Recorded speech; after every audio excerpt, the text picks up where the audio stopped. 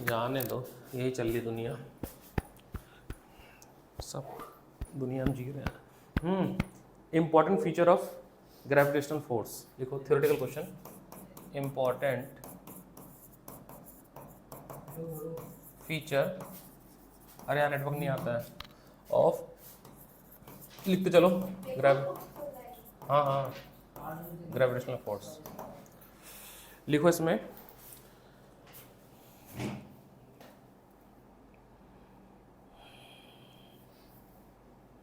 Gravitational, important feature of gravitational force में लिखो। अब ये चैप्टर ग्रेविटेशनल वाला इसलिए अच्छे से पढ़ो क्योंकि अगले साल एक चैप्टर आएगा, ये लोग बैठे हैं 12th में, इलेक्ट्रोस्टैटिक्स। सेम कॉन्सेप्ट है वहाँ पर फर्स्ट और सेकंड चैप्टर में, जहाँ दो ऑब्जेक्ट यहाँ रख रहे हैं ना हम लोग, मास m1 मास m2, इनके बीच में डिस्टेंस d है और फॉर्मूला बना हमारा g m1 m2 d²। 12th में जब जाओगे यहाँ पर चार्ज आ जाएगा, प्लस q माइनस q, और यहाँ पर k आ जाता है और वो मीडियम पे डिपेंड करता है। तो ग्रेविटेशन चैप्टर लगभग जो है किसकी तरह काम करेगा, अगले साल फिर आएगा 12th में, इसलिए ढंग से पढ़ना है। तो पहला पॉइंट लिखो इसमें थ्योरेटिकल क्वेश्चन में, gravitational force between two masses, the gravitational force between, और तुम्हारी फ्रेंड का कितना है जो पहले ने बात की थी पढ़ने के लिए, वो तो डॉक्टर रिपोर्टिंग किया। हाँ अच्छा, तुम्हारे स्कूल की नहीं है ना वो, बाकी लेकिन फेल तो कम ही हुए हैं, फेल कम किया मैम ने। ग्रेविटेशनल फोर्स हमारी क्लास में कम फेल हुआ है, जो दूसरी क्लास है उनकी टीचर अलग है, फिजिक्स की क्लास में 12 फेल। तो हमारे वो खुद के लिए हाँ, इंडिपेंडेंट फिर उनके मोशन पे है ना, हमने वो लास्ट ईयर में पढ़ा दी थी, लास्ट ईयर में उससे लास्ट ईयर भी intervening medium between the gravitational force between two masses is independent of intervening medium। मतलब अगर दो मास है, यहाँ पर m1 है और ये m2 है, इसके बीच में कुछ भी भर दो, पानी, हवा, केरोसिन, पेट्रोल, कुछ भी भरो, जो फोर्स की वैल्यू है वो चेंज, इंटरफेयर करना, उससे बना फोर्स की जो वैल्यू है वो चेंज नहीं होगी, चाहे बीच में कुछ भी आ जाए। जब तुम 12th में जाओगी तो तुम पढ़ोगे कि जब बीच में मीडियम आ जाएगा तो फोर्स चेंज हो जाएगा, वहाँ पे परमेबिलिटी और परमेबिलिटी के कॉन्सेप्ट पढ़ते हैं, वो 12th में है। लेकिन मास के केस में आपके बीच में कुछ भी मटेरियल आ जाए, हवा आ जाए, वाटर आ जाए, ग्लास आ जाए, कुछ भी आ गए, यानी कि ग्रेविटेशनल फोर्स जो है वो मीडियम पे डिपेंड नहीं करता है। So do not depend on medium. Second, जब आप डायग्राम ये पढ़े थे तो हमने एक लाइन बनाई थी, इसको बोलते हैं लाइन ऑफ ज्वाइनिंग। तो ये जो फोर्स लगता है वो इस लाइन के ऊपर ही लगता है, मतलब ऐसा नहीं कि फोर्स का डायरेक्शन इधर नहीं होगा भाई, ये भी तो हो सकता था डायरेक्शन, ये भी तो हो सकता था डायरेक्शन, बट ये नहीं होता है। डायरेक्शन जो होता है अच्छा, ग्रेविटेशनल फोर्स का नेचर होता है अट्रैक्टिव फोर्स होता है, और ये वीकेस्ट फोर्स है, लेकिन इनका जो एक्शन होगा, लाइन ऑफ एक्शन होगा, वो इसी लाइन को ज्वाइनिंग के पे ही होगा, इधर ही होगा, ठीक है, F1 to F2 1, ठीक है। क्या लिखा हुआ है, द म्यूचुअल, हाँ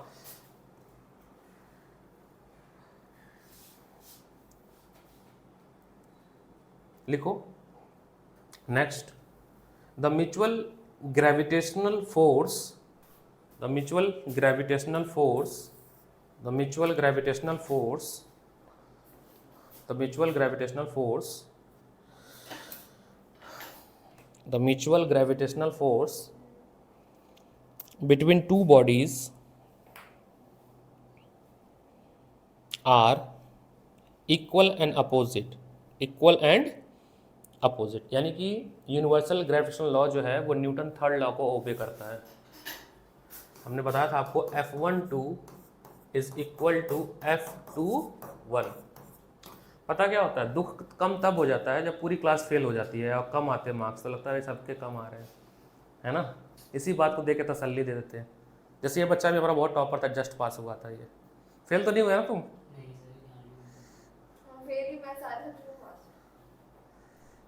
तो इससे तसल्ली मिल जाती है कि चलो पहले टारगेट क्या होता था, अभी टारगेट 10th में क्या है, 80 में 80 आ जाए, 75 आ जाए। अब पता टारगेट क्या है इन लोगों का, पास हो जाए। पास हो जाए। 26 नंबर, 28 नंबर, 32 नंबर, मेरे में 35 तो ठीक है नंबर। अब सोचो 35 ठीक है, सोचो 50% पे खेल रहे हैं दुनिया। मतलब क्लास में मैंने अच्छा वो लिखा था, याद है, कोट डेट के साथ डाला था ना मैंने, फोटो भी है। फोटो भी खींच के ग्रुप पे डाला था मैंने। इनको ग्रुप पे लिख दिया था कि क्लास का एवरेज मार्क्स कितना होगा। तो मेरे में 35 है। चलो तो 50% ही हुआ ना। तो Newton universal law of gravitation law, तो देखो मेरी स्किन शेड हो रही है स्ट्रेस की वजह से। कोई नहीं, होल्ड या follow Newton third law. Newton, और ब्लड टेस्ट और है मेरे। अब देखो बच्चे इतने सिंसियर हैं कि मैंने 5 बजे देविक को बुलाया था। मैंने देखा मैसेज। कि आएगा मेरे सामने बैठ के ग्रेविटेशन का डेरिवेशन करेगा। चलो 2 डेरिवेशन कराया, 2 करेगा, एक ही क्लास तो हुई है और 2 ही तो हुआ डेरिवेशन, और क्वेश्चंस करवा दूंगा मैं। तो बैकलॉग नहीं क्रिएट होगा, साथ के साथ होता जाएगा। नहीं आया निहारिका को क्यों बोला? तो टॉपर है ना। वो भी नॉर्मल है। आज क्या है कि 50 से ऊपर? तुम्हें लगता है मेरी इस पूरी क्लास में 50 के ऊपर जिसका आ जाएगा ना, उसको पार्टी दिया जाएगा। उसको आईफोन 16 प्रो मैक्स दे दूंगा मैं 1 टेराबाइट। 50 किसी की नहीं आने वाले। 50 मतलब टॉपर हो गया ना वो। बड़ी हालत खराब है यार बच्चों की। अच्छा हैरानी देखो, वो कह रही थी मेरे 50 से तुम्हारे पास नेट चल रहा है ना, 3 क्वेश्चन 3-3 नंबर के 9 नंबर होते हैं ना।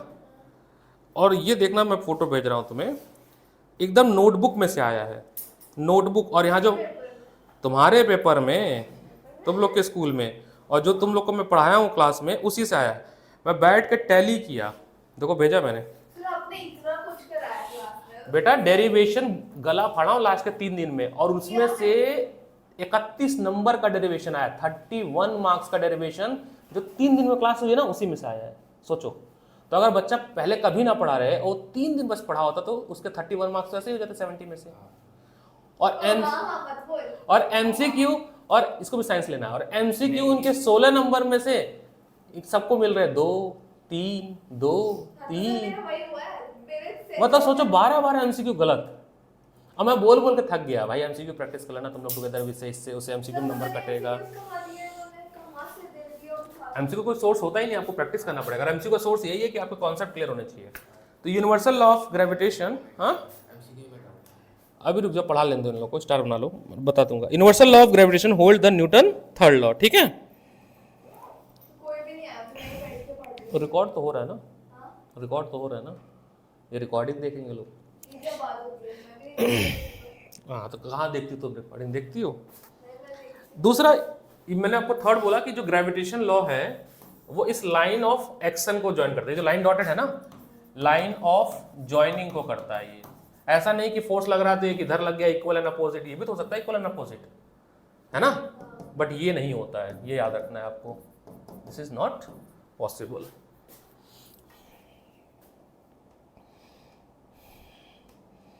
टुवर्ड द सेंटर लगता है हमेशा, लाइन के सेंटर पर लगता है, इसलिए इसको हम लोग सेंट्रल फोर्स बोलते हैं, ठीक है। लिखो the third point, gravitational force between 2 point masses is a central force, is a central force। और जो तुम्हारे फ्रेंड्स हैं उनके कैसे मार्क्स हैं, जो अच्छे दोस्त हैं? एक के मेरा टोटल 7 का ग्रुप है, 7 में से 4 के मुझसे कम है। इसकी प्राउड है इस बात की। हाँ नेक्स्ट। ठीक है, मेहर के मुझसे कम है। हाँ मेहर का कम है। ठीक है, और मतलब जो बाकी है, 2 के मेरे जितनी है 34.5 और 35.5 और एक के 37। दुनिया ही काली है तो उसमें हम क्या बोले। सेकंड हाईएस्ट 43 है, 44 है, 51 के बाद सीधा 43। 70 में से बताओ। यही सारी चीजें तो डिफेंड कर ले जाती हैं चीजें। ठीक है भैया, हमारा ही दुख नहीं है, दुनिया में बहुत लोग का दुख है, तो हमारा दुख थोड़ा कम है, उनका थोड़ा ज्यादा है। क्लास में मैं 8वें 9वें नंबर पे होती थी। सोचो इतना कम नाम लाने के बाद भी 9th रैंक आ रही है। हाँ होगा, मैं क्या मना कर रहा हूँ, ऐसे है ही पैटर्न ही ऐसा, जब 28 नंबर 26 नंबर 22 नंबर आ रहे हैं लोगों के। सर बॉर्डर पे मैम ने जैसे 21 पास होता ना 21.5 भी दे रखे बच्चों की, कि बस धक्का लगाऊं मैं, मेरे को नहीं देने। हाँ तो मैम ने पास तो कर दिया ये तो, मैम ने पास लेकिन मैम ने इतने स्ट्रिक्ट मार्क कट किया है। 5 नंबर का डेरिवेशन था, जिसमें जो मतलब parallelogram law of vector addition था ना, उसमें 10 बीटा का आंसर नहीं आता है B/A, तो उसमें केवल डायरेक्ट आंसर लिख देते हैं हम लोग जनरली। टीचर ने बोला कि आप ना ये जो स्टेप्स जो आपने ये बनाया था ना, ये कैसे था मैं थोड़ा भूल रहा हूँ, एक सेकंड रुको, ये है ये ना, तो ये आपका 10 बीटा बनता था। तो आप इस पूरा सॉल्व जो मेथड है परपेंडिकुलर अपॉन बेस, फिर ये वाला भी स्टेप जोड़ के फिर आंसर दिखाओ, उसके हाफ मार्क्स कटे हैं, तो 3.5 दिया गया आउट ऑफ 5 इस बात का, नहीं 4.5 के आसपास है। बस स्टेप्स के चक्कर में है ना। ऐसे कर करके बहुत जगह नंबर कटे, मैंने कॉपी देखा, बट ठीक है बच्चों की भी बहुत सारी गलती, जो कट गया उसका दुख है, बट जो नहीं किए वो हमारी गलती, वर्क एनर्जी 45 तो आते हैं, 10 नंबर वर्क उठा के दे। वर्क एनर्जी थ्योरम का डेरिवेशन गला सूख गया मेरा बोलते बोलते, मेरी फुल है उसमें, वो भी गलत करके आए मेरी लोग। फुल है उसमें। हाँ तुम्हारा है ना, मैं एक बात बता रहा हूँ मैं, तुम्हारा 10 नंबर का, चलो मैंने 45 तक का तो सही किया था, फिर पर वो 10 नंबर का खा गई सिर्फ मार। अब देखो सर एक बड़ा अच्छा सा क्वेश्चन मैं दे रहा हूँ, फॉर्मूला है हमारा, पूरा नहीं कराया ये point, gravitational force between two masses क्या था, is a central force, is a central force. अब देखो न्यूमेरिकल आते हैं, बुक का नाम है,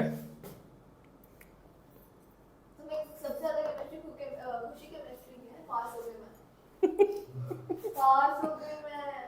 अरे मुझे ये 11 से वहीं पढ़ रहा है ये भी, Seriously? भक्त है उनका। अच्छा आपने देखा है कि मैच तो ना, देखो क्या क्या लिखा है, given mass of planet is 1.9 into 10 to the power 27 kg। Statement पहले पढ़ता हूँ फिर मैं आप गिवन दैट लूंगा। लिखा था mass of planet Jupiter is 1.9 into 10 to the power 27 kg and that of sun, mass of sun is 1.99 into 10 to the power 30 kg. The mean distance of Jupiter from sun, mean distance का मतलब R या D है ना, that is 7.8 into 10 to the power 11 meter. Calculate the gravitational force which sun exert on Jupiter. Calculate the gravitational force assuming that Jupiter move in a circular orbit around the sun, and also calculate the speed of Jupiter. Also calculate the speed of Jupiter. G की value आपको given है 6.67 into 10 to the power -11 newton meter square. इस chapter का सबसे basic question है 9th level का, ये पहला क्वेश्चन सॉल्व करिए। कैसे कर दूं? फॉर्मूला है आपके पास G m1 m2 upon r square या d स्क्वायर। G की value 6.67 into 10 to the power -11 1.9 into 10 to the power 27 into 1.99 into 10 to power 30 upon 7.8 into 10 to power 11 का होल स्क्वायर। सॉल्व करो। ऐसे नहीं छोड़ सकते, आगे जो भी न्यूटन लिख देंगे। नहीं सॉल्व तो करना पड़ेगा ना, एक दो स्टेप कर सकते हैं फिर न्यूटन लिख के छोड़ देंगे, हाफ मार्क्स कटेगा। तो मैं बताओ कि मेरा ना मंडे को केमिस्ट्री चार्ट पीरियड था, हमने हाथ पे ब्रोमाइड का सॉल्यूशन गिरा हुआ है, वो एक हफ्ते तक ही हट रहा है, ये हुआ मेरा हाथ। क्वेश्चन सॉल्व करो। तो बताओ ना, कुछ हो तो जाए तो नहीं नहीं कुछ नहीं होगा, कुछ नहीं होगा, एक हफ्ते से नहीं हट रहा है वो। कोई बात नहीं, क्वेश्चन सॉल्व करो। किसी को बुलाओ, मैं अकेले। अरे तुम्हारी लड़ाई तुमसे है, अब किसी को तुमसे ज्यादा नंबर आ गया तो तो आए हुए हैं। नहीं मतलब अभी इस क्लास में तो नहीं आया ना फिर। अभी निहारिका के आ जाएंगे, देखना तुम 40 से ऊपर। तो पेपर ही था। ये तो इनको ही पूछेगा कि पेपर इजी था, फाइनल तो मेरिट पूछी जाएगी मार्क्स कितने हैं। पेपर तो उसका ही था। सॉल्व करो बच्चे, क्या कर रही हो तुम? जब तक सब आएंगी तो न्यूमेरिकल हो जाएगा ना हमारा। क्वेश्चन मैं समझा देता हूँ फिर से। आ गया। हाँ तो ये अर्थ है, इसके चारों तरफ सर्कुलर पाथ में जुपिटर घूम रहा है, ठीक है, पाथ दिया हुआ जुपिटर घूम रहा है। अर्थ और जुपिटर के बीच की जो डिस्टेंस है वो गिवन है d, mass of earth given है, मास ऑफ जुपिटर गिवन है, p लिखा है वैसे जुपिटर है। आपको निकालना है कि कितनी वेलोसिटी से जुपिटर घूम रहा है।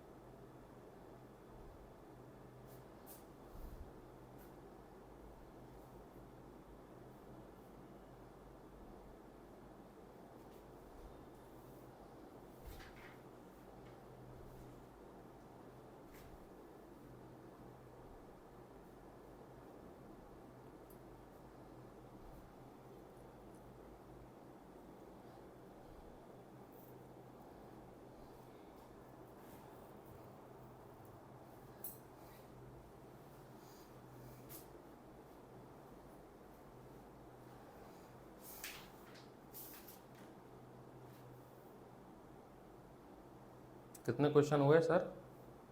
10। सबमिट भी करना है उसको।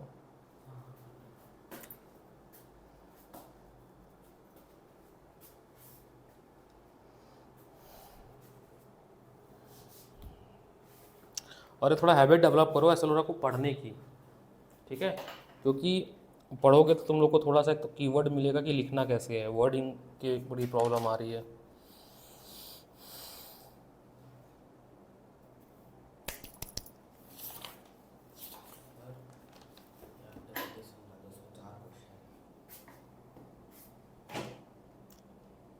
Kunal connect copper plate and iron plate to positive and negative terminal of battery respectively. Along with the switch, he immerse the plate into beaker containing acidified copper sulfate solution. अच्छा ठीक है, एक copper एक iron है और solution जो है वो CuSO4 है। अब CuSO4 का Fe तो हटा ही देगा क्योंकि ताकतवर है, तो रिएक्शन तो होगा ही। मेरा आंसर क्या आ रहा है? ऐसे FeSO4 बन जाएगा। आंसर बच्चे, हाँ तो आयरन पे क्या होगा? आयरन रिलीज करेगा ना आयंस Fe के साथ बनाने के लिए। आंसर कहाँ से दिया था मैंने क्वेश्चन, ये क्या था ये क्वेश्चन? जुपिटर। अच्छा इससे था ना। मैंने तो न्यूमरेटर सॉल्व किया, डिनोमिनेटर में क्या सॉल्व करें? पावर स्क्वायर सॉल्व करो। इसको इलेक्ट्रोप्लेटिंग कहते हैं। किसी लेस रिएक्टिव को मोर रिएक्टिव पे उसको लेयर चढ़ाने को। सही में फिजिक्स में 47 लोग एक्सपेक्ट किए थे, बहुत कम आया। हाँ कम तो ही है। सही में मैंने 45 तक का पेपर अटेम्प्ट किया था, कितना तो पक्का है। ऐसे ही होता है बच्चे। अरे मैंने सब कुछ सबसे गंदी मार्किंग स्कीम देखी कि इसमें भी नंबर कटेंगे, इसमें भी कटेंगे, इसमें भी कटेंगे, तो हम 45 F की जो वैल्यू आई है वो 415 इंटू 10⁻23 न्यूटन आई है। मैंने डिनोमिनेटर सॉल्व किया। अब देखो इसकी क्यों जरूरत पड़ेगी, आपसे क्या पूछा है, वेलोसिटी पूछा है। क्या पूछा है? कोई भी चीज़ अगर सर्कुलर पाथ में मूव कर रही है तो उसके पास कौन सा फोर्स लगा होता है? सेंट्रीपिटल फोर्स होता है, यही होता है ना। कोई भी चीज़ अगर सर्कुलर पाथ में मूव करे तो उसके पास जो फोर्स होता है वो होता है सेंट्रीपिटल फोर्स होता है, जो कि टुवर्ड द सेंटर लगता है। ये अर्थ है और ये जुपिटर है पीछे। तो सेंट्रीपिटल का फॉर्मूला क्या होता है बताओ? mv²/r, यही होता है फोर्स के बराबर। ये जो वैल्यू है वो यहाँ यूज होगी, है ना। अच्छा किसके लिए निकालना है सर? जुपिटर के लिए निकालना है, तो मास भी किसका लेंगे? जुपिटर का ही लेंगे। तो फॉर्मूला अब बन जाएगा v² = F/r/m और ये रूट में, नहीं स्क्वायर हट जाएगा। ठीक है, ये फॉर्मूला बना हमारा। तो अब हम सारी वैल्यू जब पुट करेंगे यहाँ पर, फोर्स का हमारे पास फॉर्मूला वैल्यू आई है 4.15 इंटू 10⁻23। रेडियस जो डिस्टेंस है 7.8 इंटू 10⁻11 अपॉन, सबसे बड़ा टास्क ये है कि इसको सॉल्व करना। और ही वैल्यू में तो पुट कर दिया हमने, अब इसको सॉल्व करके इसका रूट निकालना, जो कि आया है 1.3 इंटू 10⁻4 मीटर पर सेकेंड। कम से कम 15 मिनट लगेगा, 15-20 मिनट लगेगा। सारे एक्सपोनेंट को एक तरफ करो, नॉन एक्सपोनेंट को एक तरफ करो, उनका मल्टीप्लाई करो, समथिंग 15 मिनट तो नहीं, मैं कर दूंगी 5 मिनट इसको सॉल्व कर दो, ये रूट वाला, रूट नहीं निकलेगा, बाकी सब फिर ये सॉल्व कर दो, रूट नहीं निकलेगा, बाकी सब फिर सॉल्व तो करो। ये सारे मैं एडवांस की एक बुक है उससे करा रहा हूँ, अच्छे अच्छे क्वेश्चन हैं। तो ये तो आए।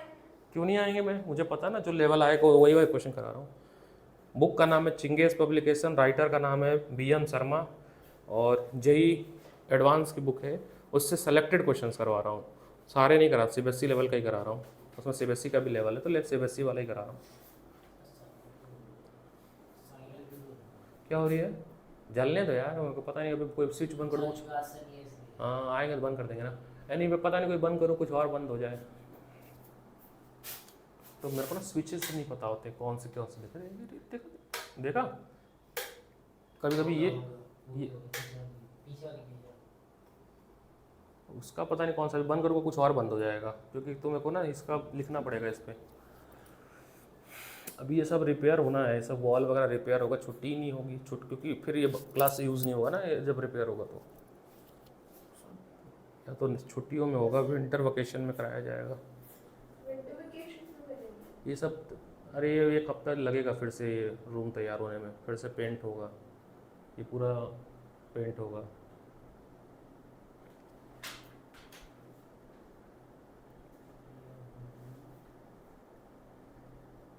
दो चैप्टर आ रहे हैं ना, मेटल और मेटल का हाफ और रिप्रोडक्शन ना। हाँ तो उसमें प्लांट फ्लो के बाद से, हाँ पाजी गए पार्टी करने, खुद ही नहीं पढ़ना चाहता है, मैं पढ़ा क्या कर लूँगा, मन ही नहीं है उसका।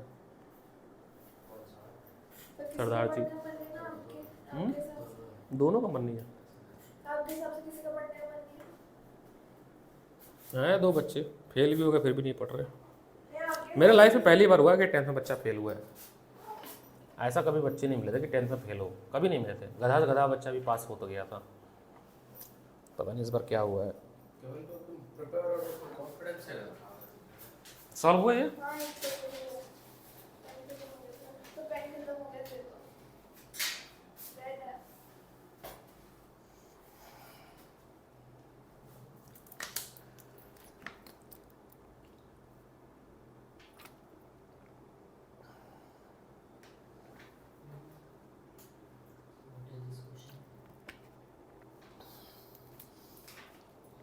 कौन सा रिंग वाला? वो तो एसएलओरा में है, हाँ वो भी है एसएलओरा में, वो PYBQ यूलाइक में भी है। जितना लिखा हूँ मैं, एक भी क्वेश्चन ऐसा नहीं है जो बोर्ड में नहीं आया। इसका सारा सोल्यूशन पता कहाँ मिलेगा? ब्लैक बुक में मिलेगा, यूलाइक में मिलेगा, टुगेदर विद मिलेगा, सबका मिल जाएगा। घर पे जाकर तुम खुद भी सोल्यूशन खोज सकते हो। एक भी क्वेश्चन मैंने नया नहीं हो रखा है। 1 पॉइंट कुछ आ रहा है, 1 point into 10 to the power 7। 10 power 7 नहीं होगा, 8 आएगा। कैसे बताऊं? जब 10 पावर 8 आएगा तो जब रूट हम हटाएंगे तो यहाँ पे 1/2 कर देंगे, तो ये कट के 8 हो जाएगा। और ये किसी चीज़ का जरूर होगा 1.3 into 1.3, तभी एक वाला बाहर आया है।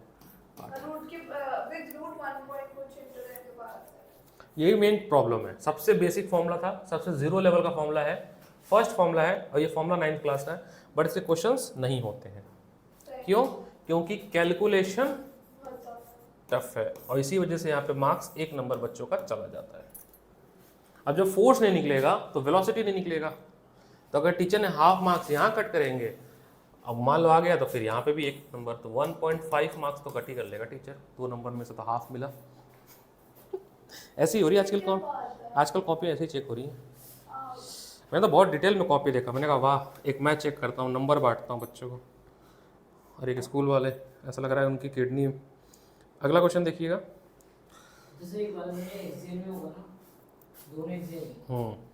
कहानी कुछ ऐसी है, सुनना क्वेश्चन सुनना, क्योंकि इतना बड़ा क्वेश्चन लिखूंगा नहीं मैं, यहाँ से यहाँ तक है।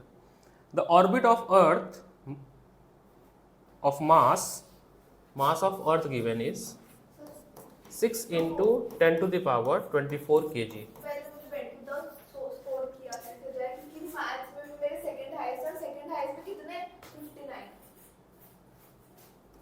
कुछ स्टेप्स लिखे थे मैंने। Practice test learn. टेस्ट तुमने 0 दिया है मेरे को पता, मैंने दिया आपको टेस्ट, कभी नहीं दिया सेंटर पे। ऑनलाइन में दिया मैंने। मेरे को कभी सबमिट भी नहीं किया तुम, नहीं किया मैंने आपको। एक भी। जीरो। हाँ तो मुझे इन लास्ट 5 मंथ आपने 0 टेस्ट दिया है, पहला मिस्टेक। आना तो पड़ेगा आपको, संघर्ष तो करना पड़ेगा, टेस्ट से ही आपका हो एक इम्प्रूवमेंट आएगी। दूसरा, लॉट्स ऑफ MCQ। तीसरा, एक भी एमसीक्यू मैच का नहीं आता है। डेरिवेशन ऑन फिंगर टिप, जिसके पेपर में 31 नंबर का डेरिवेशन आए, आर्या 70 में से 70 में से 31 मार्क्स का डेरिवेशन आए, तो डेरिवेशन तो फिंगर टिप पे होनी चाहिए, है ना। आओ, डेरिवेशन किस पे होना चाहिए? फिंगर टिप पे। तो जिसके 31 नंबर भी नहीं आ रहे, इसका मतलब डेरिवेशन वो भूल गए। मेरे तो 35 आए तो केवल डेरिवेशन से ही आया, बाकी नंबर एमसीक्यू में 2-4 बस। कितनी अच्छी किस्मत थी कि सेक्शन बी का जो लास्ट क्वेश्चन था 21 और 27 वो क्लासरूम से ही आया था, जिसमें डेरिवेशन करना, डिफरेंशिएशन करना था, dx/dt लगाना था। वो सही था मेरा। एनीवे छोड़ो, और कोई तरीका नहीं है। और हर चैप्टर में अपने आप से पूछो, क्या तुमने 200 क्वेश्चन किए हैं कि नहीं किए? नहीं किया तो पर बस खत्म। ये तो लॉजिक है। अगर 200 क्वेश्चन हो रहे हैं हर चैप्टर में तो अपने आप फर्स्ट चैप्टर के बाद जो ग्राफ गिरा वो देखो ना। फर्स्ट चैप्टर में आपने 100 किया, फिर 50 किया, फिर 20 किया, फिर 10 किया, फिर 5 किया, फिर 0 किया, 20 हो गए। क्वेश्चन तो हो ही जाएगा, वो सारे PYBQ हैं, हो ही जाएगा। करना तो पड़ेगा भाई। और टेस्ट यहाँ पे भी दिखाने को टीवी को मेरे को 0 4 5 उससे कोई फर्क नहीं पड़ता, आप अपनी लड़ाई लड़ो। पहली बात तो ये, क्या पता तुम टेस्ट देते तो तुम्हारे 10 नंबर और बढ़ जाते, ये पॉसिबिलिटी। अब तो पछतावा तो होना ही चाहिए ना इंसान को, कि क्या पता 4 MCQ सही हो जाते तो 40 में आ जाती, मैं गुड फर्स्ट टॉप 9 से टॉप 5 में आ जाती। क्या एक डायरेक्शन और से हो जाता तो मेरे 45 हो जाता, टॉप 3 में आ जाती मैं। सेक्शन सी में 7 क्वेश्चन थे इनके शायद, हर क्वेश्चन 3 नंबर का था, 21 नंबर का क्वेश्चन था, और all derivation, all derivation, all derivation. मेरे पास पेपर फिर देखना पड़ेगा मेरे को। एक क्वेश्चन 5 नंबर का आया था, प्रोजेक्टाइल का डेरिवेशन, वो तो मेरा गला सूख गया पढ़ाते पढ़ाते। एक क्वेश्चन 5 नंबर का आया था, vector analytical addition of vector, तो 10 नंबर तो ये हो गए। 10 और 21 31 नंबर का डेरिवेशन गलत हो रहा है, सोचो। बैंकिंग रोड आया था, मेरे को तो क्वेश्चन भी याद हो गया क्योंकि मैंने इतना तो डिस्कस कर लिया। Potential energy store in spring आया था, वर्क एनर्जी थ्योरम आया था, वो सब तो सेक्शन सी में था, वो भी आया था ना। ये सब ऐसा तो पढ़ाया हुआ चीज है। 5 नंबर में वो भी आया था। कोलिजन आया था। कोलिजन में आपको V1 और V2 का स्टेप्स दिखा के आंसर लिखना था, मतलब याद तो करना, हम तरीका बताया था मैंने, वो कंजर्वेशन ऑफ मोमेंटम ले जाके रख के दिखाना था, U1 - U2 = समथिंग समथिंग। तो सारा तो पढ़ा, अगर नहीं पढ़ाया होता, नहीं हमने रिवीजन कराया तो मैं समझता, हाँ यार out of the box paper आ गया। 40 नंबर के सवाल तो मेरे फिंगर टिप पे हैं, आपके भी फिंगर टिप पे हैं। और जब मैं चैप्टर शुरू किया था तो मोस्ट इंपॉर्टेंट लिस्ट लिखे थे मैंने, उनमें से क्वेश्चन आया है। हर चैप्टर में लिखा था मैंने कि इस चैप्टर के क्या क्या होने चाहिए, इससे सीखो। और अभी बहुत लंबी दुनिया है, ठीक है। शुक्र है कि अभी क्या है, 11th है, क्या है 11th है, 12 तक सुधार लो। तो सीख, उसको सुधारो ना, आखिरी तक तुम फाइनल तक इम्प्रूव करो, 12 तक सीख लो। पहला हाफ ईयरली जो है ना 11th का, इसमें जाता है कि कैसे पढ़े हम, इसमें चला जाता है। मैं अब तब से लिख रहा हूँ, और क्या चाहिए। एक हाफ ईयरली बच्चों का ये बैठा हुआ है 12th का, एक ही बच्चा बता देगा। पहला हाफ ईयरली इसी में जाता है कि पहले तो आपको ज़मीन पे लाता है कि जो 10th से आप लोग उड़ रहे होते हैं, टॉपर व टॉपर टॉपर क्यों आ रहा, तो फिर आपको समझ आता है कि नहीं भाई, जो हम टॉपर थे तो हम बिलो एवरेज हो गए। क्यों? 10th में जैसे पढ़ते थे, हाँ जस्ट पास, 10th में जैसे पढ़ते थे वैसे नहीं पढ़ना है, प्लस मास्टर ने जितना कराया उतना ही पढ़ना है। NCERT, अच्छा सोचो, कल्पना करो अगर मैं NCERT से पढ़ाता तो क्या होता। लोग हमको बोले NCERT नहीं पढ़ाते हो, ऐसा ले लो ना पढ़ाते हो। सीवेन का पेपर ऐसा हो रहा है, जिगीसा का पेपर ऐसा हो रहा है, सेंट थॉमस का पेपर ऐसा, सारे एसएल ओरा से नहीं पढ़ाएंगे तो किससे पढ़ाएंगे? 6 किताबें खोल के रखा है मैंने, देखो इसमें बीएम शर्मा खुली हुई है, देखो 3 तो टैब लाया हूं मैं, अमीरी देख रही हो, इसमें डीसी पांडे खुला हुआ है, और इसमें तीनों तीनों iPad 3 किताब है, नहीं ये तो एंड्रॉयड 2 आईपैड है, 3 बुक्स हैं इसमें, 3 बुक्स खुली हुई हैं, और ये रखा है एक 4 बुक, 4 बुक से एक बार में 4 बुक से पढ़ा रहा हूँ। सोचो ये जो बुक है, अगर ये देखा नहीं होगा, इस कलर का जो पब्लिकेशन आते हैं, प्रिंटिंग आती है, ये उसकी आती है, एडवांस की आती है, जेई एडवांस की बुक आती है, ये रोडो नहीं, रोडो तो चिंगेस पब्लिकेशन की बुक है, बीएम शर्मा। अरे आराम से जाना, हाँ जाओ तुम, ठीक है। तो क्वेश्चन देख लो, काफी लेंदी है। द ऑर्बिट ऑफ अर्थ, सुन लो। अब देखो इसको जितना डेरिवेशन ग्रेविटेशन में टिक मारा तो उसमें से कुछ आ गया था ना डेरिवेशन, क्यों? ग्रेविटेशन से डेरिवेशन आ गया था ना, जो बोले थे उनमें से ही आ गए थे इंपॉर्टेंट डेरिवेशन। निहारिका के मार्क्स ही नहीं आए, मैं तो वेट कर रहा हूँ कब आएगा। स्कूल नहीं स्टार्ट हुआ। अच्छा स्कूल नहीं स्टार्ट हुआ, देखो इतनी की साइकिल हुआ। अरे सब फेल हो रहा है ना, ये देखना कि नंबर कितने आ रहे हैं। कौन कौन कौन भेजो? अभी तक कोई नहीं फेल हुआ है, अब पुष्कर का इंतजार कर रहे हैं, उसका मैं पहले ही बोल दिया सर मैं फेल हो जाऊंगा। ये क्या है? चाबी गिर गया था इसका। चाबी नहीं ये। अच्छा सुनना, the orbit of earth mass is 6 × 10⁻24 kg, जो पहला फॉर्मूला उसी पे क्वेश्चन कर रहे हैं हम लोग, F = G m1m2/r², may be assume to be circle of radius,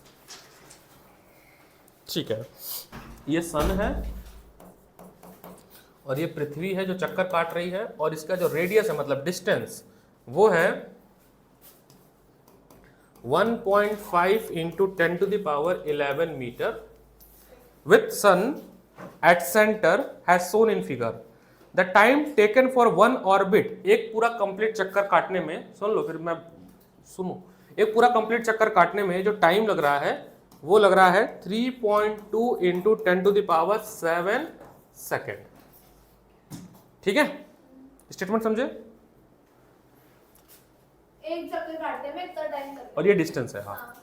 अब इसके क्वेश्चन सुनना, पहला calculate the, first part, calculate the magnitude of angular velocity of earth about sun, angular velocity, angular velocity, 2π/t है। पहला part. Second part, the magnitude of centripetal force acting centripetal force क्या है? mv²/r, हाँ centripetal आता है, acceleration आता है इसका डेरिवेशन। सेंट्रीपिटल का है मुझे नहीं आता। मुझे नहीं आता, फिर आया था एक दिन मैंने तेरे पेपर से। mv²/r, ठीक है।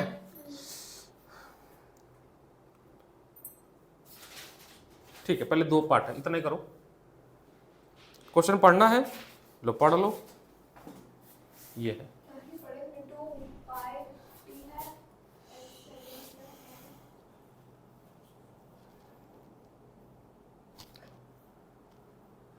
सेंट्रीपिटल में एंगुलर वेलोसिटी पुट करनी है ना। पुस्तक का नाम है B M Sharma, publication Cengage, JEE advance की बुक है, उससे क्वेश्चन है। एग्जाम्पल लेवल है सीबीएसई। सर सेंट्रीपिटल फोर्स में एंगुलर इनटू एंगुलर वेलोसिटी वो भी रख सकते हैं, सेंट्रीपिटल फोर्स के ये जो अच्छा वेलोसिटी की जगह पे हम ओमेगा रख सकते हैं ना, वही तो मैं बोल रही तो थी। mv²/mr ओमेगा²। एक और फॉर्मूला ये भी है, 2 फॉर्मूले है ना, तो ये वाला लगाएंगे mr ओमेगा²। हो जाएगा, चलो सॉल्व करो इसको। पाई की वैल्यू पुट करनी है ना। पाई में भी रख सकती हो आंसर को, चलेगा, पाई में भी छोड़ सकते हैं।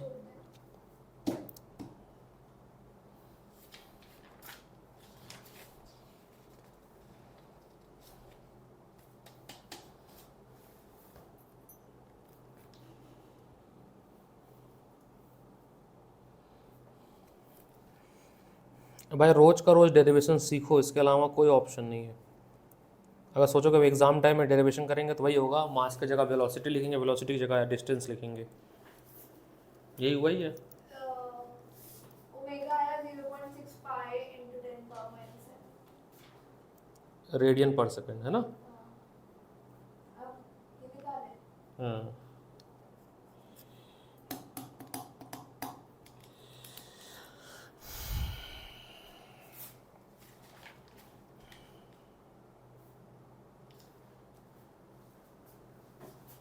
ये भी उसके टर्म्स में ही आएगा, फाई के टर्म्स में। हाँ चलेगा।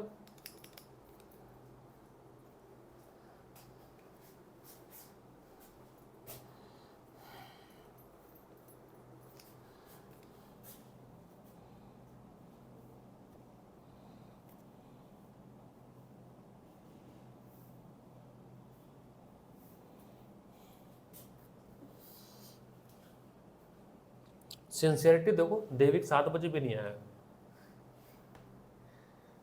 5 बजे भी नहीं आया।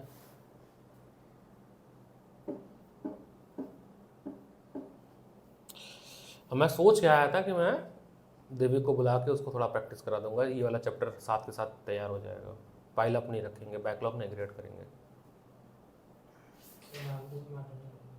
तो छोड़ दो क्वेश्चन, तो 2 ही 3 होंगे, एक तो फेरोमैग्नेट होगा और एक और होगा।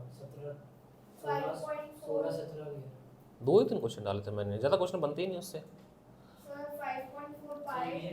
हाँ अभी रिवीजन कर लेना घर पे जाके, फेरोमैग्नेट, डायमैग्नेट और पैरामैग्नेट का डिफरेंस। 5.4 पाई into 10 power 28। ठीक है। अब एक छोटा सा कॉन्सेप्ट देखिए, टॉपिक का नाम है सुपरपोजिशन प्रिंसिपल।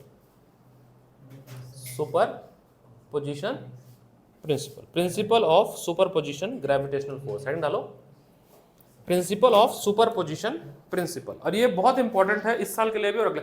और याद रखना ये जो चैप्टर है ग्रेविटेशन, बहुत सी चीजें 90% 12th में कॉपी होगा, ठीक है। प्रिंसिपल ऑफ सुपरपोजिशन, ठीक है, बस इतना ही लिखो, प्रिंसिपल ऑफ सुपरपोजिशन। सुपरपोजिशन क्या कहता है मैं बताता हूँ। ये कह रहा है कि मान लीजिए यहाँ पर एक ऑब्जेक्ट है M1, यहाँ पर ऑब्जेक्ट है M2, इनमें कुछ फोर्स लग रहा होगा, मान लो F1, रफली बता रहा हूँ, वो तो F1 2 वगैरह हो गई। कोई एक ऑब्जेक्ट यहाँ पे आ गया M3, अब M1 और M3 के बीच में फोर्स लग रहा है F2। M3 के आने की वजह से जो पहले फोर्स F1 लग रहा था उसके सेहत पर कोई फर्क नहीं पड़ेगा, वो अभी भी लग रहा होगा। यही तो सुपरपोजिशन प्रिंसिपल है, ये सब कैलकुलेटेड वैल्यू है। सिमिलरली अभी हम न्यूमेरिकल करेंगे इस पर। मान लेते हैं M3 और M में लग रहा है फोर्स F3, तो इस पूरे सिस्टम की जब मैं बात करूंगा कि इस पूरे सिस्टम पे नेट फोर्स कितना लग रहा है, नहीं नेट बता, हाँ वेक्टोरियली ऐड, तो नेट फोर्स जो होगा F नेट होगा vector addition of n number of forces, बस इतना सा है ये, ठीक है। सुपरपोजिशन का मतलब, हाँ मैग्नीट्यूड निकाल के, बट वेक्टर मतलब डायरेक्शन के साथ,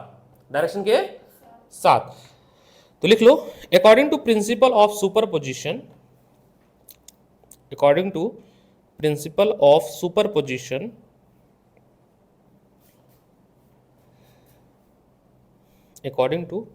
of superposition, the gravitational force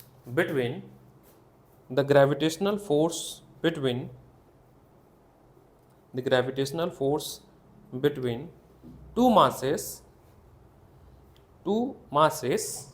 act independently, जो बोलते हैं उसको, हाँ इंडिपेंडेंटली, आपने मेरा भी खराब कर दिया। इंडिपेंडेंटली एंड अनअफेक्टेड बाय या uninfluenced bye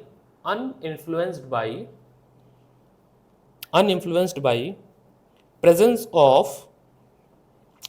of other bodies,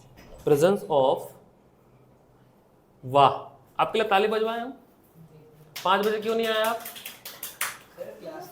किस 5 बजे क्लास थी तो मैसेज नहीं ड्रॉप कर पा रहे, उसके बाद 5 से 6 के बाद 5 से 6 नहीं थी, फिर 6:30 उसके बाद मैं गया था 6:30। मैंने विकास सर को बताया था कि विकास सर मुझे बताएंगे? मैंने नहीं वहीं पे तो मैंने कहा था कि मैं 10 मिनट लेट विकास सर है ही नहीं यहाँ पे, कैसे वो मेरे को कन्वे करेंगे पहले बताओ? तो विकास सर ने तो कहा था ट्यूशन ही नहीं आया तुम। क्योंकि मैंने उनको मैसेज किया है एब्सेंट ग्रुप पे। अच्छा विकास सर तो यहाँ बेचारे घूमने गए, लेकिन उनका आधा जो है परान दिमाग यहीं लगा हुआ है। आप क्लास का मैसेज नहीं करती हो टीटीएस में रोज? 9th में मैसेज निकला। वो इसलिए नहीं आता, वो कहता मैसेज नहीं आया। मैंने ये आदत छुड़ानी है, क्योंकि इससे ना बड़ा दिक्कत होती है, क्योंकि इतने सारे ग्रुप में मैं भूल जाता हूँ। मैं केवल फिजिक्स में मैसेज करता हूँ, बाकी किसी क्लास में नहीं। फिजिक्स थोड़ा सा वो है, इस बार टाइट रखना है बच्चों को, ठीक है? टाइट रखना है, उसको पता ही नहीं क्लास में आता ही नहीं। नहीं तो वो 9th वाले को तो सर ने भी समझा दिया, टाइम मैसेज नहीं आएगा कभी भी। व्हाट इज क्लास था? वैसे आज मैसेज गया था 9th के ग्रुप पे। आज गया? हाँ, आज के मैथ पे ग्रुप पे विकास सर का भी मैसेज गया था, दोनों लोग का गया था 9th ग्रुप पे। .FN आज नहीं आया नहीं। 2 बच्चे आए थे बस, हाँ वो नहीं आया था। Sigma of FI where I is 1 to n, ये लाइन लिख लो। अभी समझाता हूँ मैं, ये ज़्यादा समझ आएगा न्यूमेरिकल से। और सुपरपोजिशन प्रिंसिपल इलेक्ट्रोस्टैटिक्स में भी है। क्यों सर? इलेक्ट्रोस्टैटिक्स कूलम्स लॉ में है superposition principle, Coulomb's first chapter, Coulomb's force superposition, electric field superposition, ठीक है, second chapter, potential superposition principle, तो हर जगह आएगा ये, ठीक है।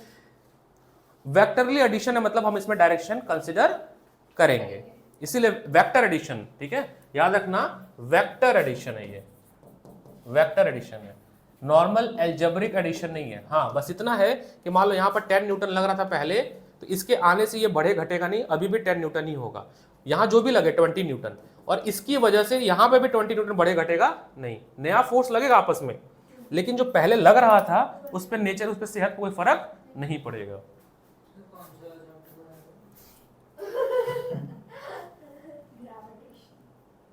कौन सा टॉपिक? टॉपिक का नाम है 8.7 सुपरपोजिशन प्रिंसिपल। कुछ बोल मत, हो ना अभी सोनेगा बहुत देख कैसे देख रहा हूँ। नहीं कुछ नहीं, अच्छा प्यारा बच्चा है, अभी 11th में, मजे काट लेने दो। हाँ जी, अब थोड़ा सा इसी में कंटिन्यूटी में इसी का एक सब टॉपिक बनाने जा रहे हैं हम, that is vector form of gravitation. इसी का एक सब टॉपिक बनाऊंगा मैं, वेक्टर, सुपरपोजिशन के अंदर ही लिखना है, vector form of the law of gravitation. देखो क्या होता है, सुनो, जब मैं ये वाला फोर्स लिखता हूं F is equal to G m1 m2 upon r square, इस फॉर्मूले से मुझे डायरेक्शन के बारे में बिल्कुल भी आइडिया, ये केवल मैग्नीट्यूड देता है। डायरेक्शन देने के लिए किसी भी क्वांटिटी में अगर आप उसको वेक्टर बनाना चाहते हो तो बस एक यूनिट वेक्टर का मल्टीप्लाई कर दो। क्या कर दो? तो जैसे आपने ये यूनिट वेक्टर मल्टीप्लाई कर दिया, क्योंकि यूनिट वेक्टर का जन्म इसीलिए हुआ किसी भी भटके हुए को रास्ता दिखाना, डायरेक्शन देना, इसकी वैल्यू केवल 1 होती है। क्या होती है? 1। यूनिट वेक्टर का फॉर्मूला मैंने आपको बताया था, ये होता है आपका vector upon magnitude of vector, ठीक है। यूनिट वेक्टर यहां पे कुछ भी हो सकता है, ABCD भी कुछ भी हो सकता है। यूनिट वेक्टर से अगर आपने किसी भी नॉन वेक्टर क्वांटिटी मल्टीप्लाई किया तो वेक्टर क्वांटिटी बन जाती है और वो डायरेक्शन देती है। अगर ये प्लस है इसका मतलब प्लस एक्सिस में जा रहा है, नेगेटिव है तो माइनस। अभी हम IJK के बारे में नहीं जा रहे हैं, तो हम अभी मान के चल रहे हैं कि हम एक्स एक्सिस के बारे में बात कर रहे हैं। बहुत ज्यादा अगर इंफ्राइज करना है तो हमें यहाँ पर I लगाना पड़ेगा, ठीक है। फिलहाल अभी रखते हैं, तो कैसे समझना, समझिए।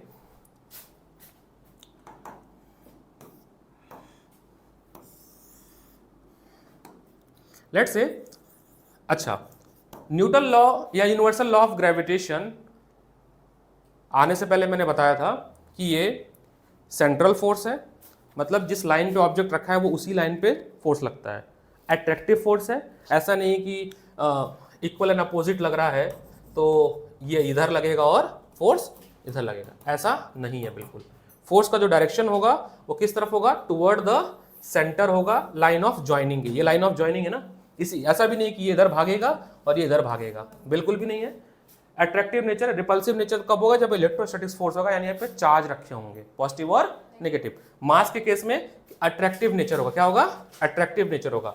तो मान लीजिए ये डायरेक्शन है आपका F12 का, फोर्स ऑन 1 ड्यू टू 2। ये डायरेक्शन है आपका टू वन का, force on two due to one.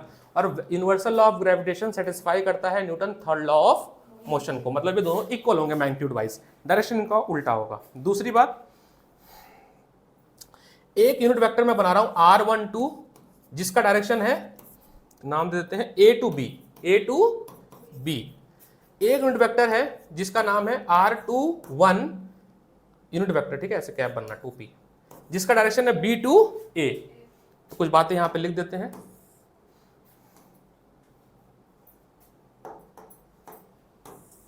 देखो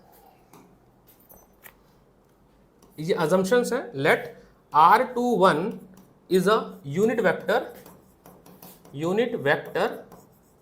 from a to b, a to b। r21 is unit vector from b to a। F12 is a gravitational force exerted on A by B. Force on A by B. F21 is force on B by A. ये सारे examples हमने लिखा। अब देखिएगा sir, in vector form F12 is G times M1 M2 upon R2। अब देखना एक चीज जो मैं मल्टीप्लाई करने जा रहा हूं, यहां पर मैं मल्टीप्लाई कर रहा हूं R21। अब एक बात बताओ, R21 का डायरेक्शन और फोर्स का डायरेक्शन सेम है या अपोजिट है? इसलिए यहां पर साइन आया नेगेटिव। मतलब एक साइड इधर, हाँ। एक साइड पोजीशन वेक्टर जो है हम अपोजिट वाला मल्टीप्लाई करते हैं फोर्स के साथ, ये याद रखना है आपको। ये आपका इक्वेशन नंबर हुआ 1। सिमिलरली कुछ स्टैंडर्ड बुक्स में यहां पर 2 1 ही मल्टीप्लाई कर देते हैं, क्योंकि घूम फिर के भी देखना वहां जाएगा वहीं पे ही, बट ऐसा लग रहा जैसे कर रहा ताकि उससे 2 1, ये 1 2 था ना, 2 1, तो यहां पे लिखूंगा G M1 M2 upon R square, और यहाँ पे 2 1 है तो यहाँ पे क्या मल्टीप्लाई कर दूं मैं 12, क्या यहाँ 21 तो वहां पे 12, और इसके अपोजिट होगा 12। देखो 12 का डायरेक्शन इधर है और फोर्स का डायरेक्शन इधर, तो नेगेटिव। Equation number 2। अब देखना सर, ये एग्जैक्ट डेरिवेशन ऐसे लिखना है पेपर में, ये डेरिवेशन है एक तरह से उसका वेक्टर नाउ। अरे कोई बात नहीं, 2 1 मत बोलो, आजकल गुस्से में है वो। सोचा कुछ और था, हुआ कुछ और है ना।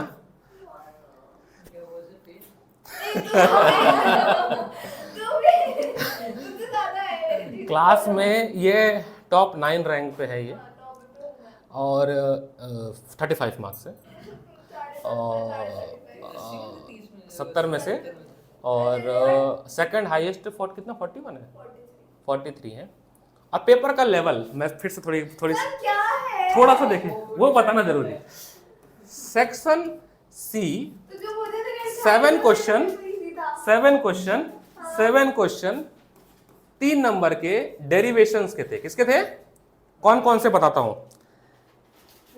नहीं रुको पहले क्वेश्चन से बताऊंगा, मेरे याद करो। पहला वर्क एनर्जी, वो मेरी सही है, पोटेंशियल एनर्जी इन स्प्रिंग, थोड़ी सी गलत है, बैंकिंग रोड। वो सही है। सुना 3 के कितने हो गए, 9 हो गए ना, ऐसे ही थे, मतलब पूरा याद भी नहीं आ रहा। हाँ सेंट्रीपिटल 4, 5वां क्या था,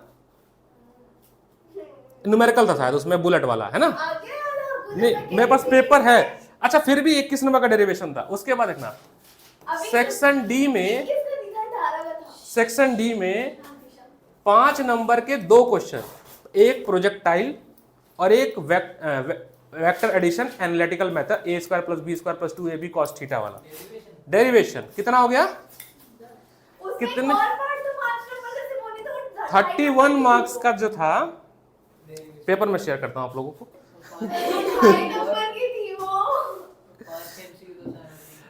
और एमसीक्यू क्या चाहिए, एमसीक्यू इसका पेपर सबसे टफ था अब तक का, सही बता रहा हूँ मैं, इसका मैं सच में टफ था। इस मतलब इस अगर इसके पेपर से कंपेयर किया जाए, सलमान का भी इजी आया है क्योंकि उनमें भी डेरिवेशन था। ठीक है, इनके तो 3/4 पता नहीं क्या क्या क्वेश्चन था। 31 मार्क्स ही हो गए। 16 नंबर के MCQ, मतलब 12 के MCQ और 4 नंबर के असर्शन रीजनिंग। और इनमें से नंबर इन लोग के आए हैं, किसी के 2, किसी के 1, किसी के 3, किसी के 4। बहुत ज्यादा। पता नहीं, मैं तो देखा नहीं, MCQ पे ध्यान नहीं दिया मैंने। तो 4 नंबर यहाँ, अगर ये ढंग से 31 + 4 करे तो 35 तो यही हो जाता। अगर ढंग से 10 भी आता तो फिर तो, अगर मान लो यहाँ पे 10 ले आते, अगर मान लो 10 ले आते तो 41 हो जाता। थोड़ा लॉजिक सोचो कि मैंने कहा था डेरिवेशन देखते कूद पड़ो डेरिवेशन पे, अच्छे से डेरिवेशन करो। तो भाई 10 अगर MCQ सही कर लेते 31 तो 41 मार्क्स, बताओ ये सेकंड टॉपर होती क्लास की। सोचो सेकंड टॉपर से 9th रैंक पे पहुंचना, अब वो भी रैंक छोड़ो नंबर, क्या ही बताया जाए। और एक न्यूमेरिकल तो जो 4 घंटे की क्लास हुई थी जिसमें सब लोग आए थे, जिसमें NCERT एग्जाम्पलर से था, नहीं वो जो एक था ना डेरिवेटिव dx/dt वाला करना था, एक था NCERT एग्जाम्पलर से क्वेश्चन था, है ना? कल ही दे देना, चेक कर। हाँ हाँ ठीक है। सोचो तो ठीक है, मैं कह रहा हूँ एवरेज खराब है, बट आप तो टॉपर बन सकते थे क्योंकि पेपर तो वही आया था, पढ़ा हुआ आया था। ऐसा भी नहीं था कि बहुत खतरनाक लोगों का बैंक के रोड, अगर डेरिवेशन सब सही है तो 35 तो बिल्कुल नहीं आएगा, उससे ऊपर ही आएगा। यानी कहीं ना कहीं डेरिवेशन तो गलत हो गया। पेपर नहीं दिया। पेपर दिया। पोटेंशियल एनर्जी स्प्रिंग का आया था, उसमें करती है और एक सेंटीमीटर में करती है। ठीक है। अब ये दोनों क्या मैग्नीट्यूड वाइज इक्वल होते हैं क्योंकि इनकी वैल्यू 1 होती है, इसकी भी 1 होती है और इसकी भी, क्योंकि यूनिट वेक्टर 1 ही होता है। और अपोजिट होते हैं, क्या होते हैं? अपोजिट। तो अगर मैं किसी को भी यहाँ पे, जैसे ये जो इक्वेशन बना 1 और 2, कहीं पे ले जाकर रख दो विद साइन, रख के देखना। अगर मैं जहाँ पे 21 है, कहाँ पे 21 है, ये है ना 21, ये 21, इसकी जगह पर ये ले जाकर रख देता हूँ मैं, तो F12 की वैल्यू अब कितनी हो जाएगी, थोड़ा ध्यान से बताना, जो कि बहुत सारे बुकों में डायरेक्ट पहले ऐसे ही करते हैं लोग, R² और माइनस हो गया प्लस, और इसकी जगह पर आ गया 12, क्या आ गया? अब F12, हाँ अरे न्यूटन थर्ड लॉ फॉलो कराने के लिए। अब ये जो इक्वेशन बनी, इसको देखो, F12 को और F21 को, दोनों में कोई डिफरेंस है क्या? देखो ना, ये तो सेम है, यहां पर भी 12 और यहां पर केवल क्या है? Sign.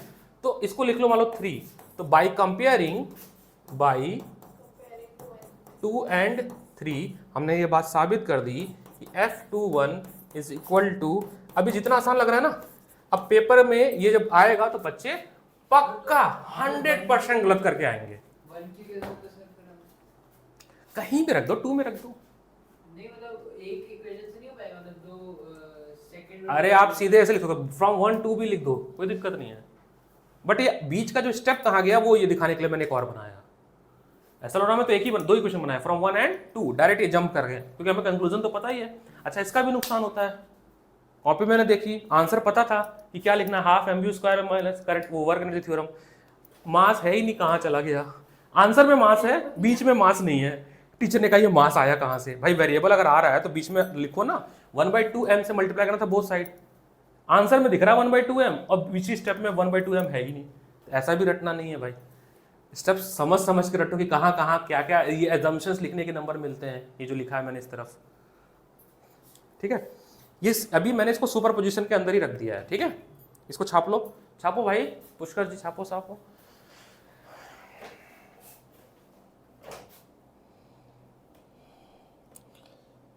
Vector law of superposition, superposition of gravitational force है, और दूसरा है आपका vector form of gravitation. 2 topic को मैंने खिचड़ी बना के बनाई है, एक ही में बताया है ताकि वो आसानी डाइज, क्योंकि वो ना प्रैक्टिस नहीं होता। क्या आपने एक डेरिवेशन को 10 बार किया बिना देखे? मैंने 5 बार किया। अरे चलो, मानते ही नहीं। टोटल कितनी?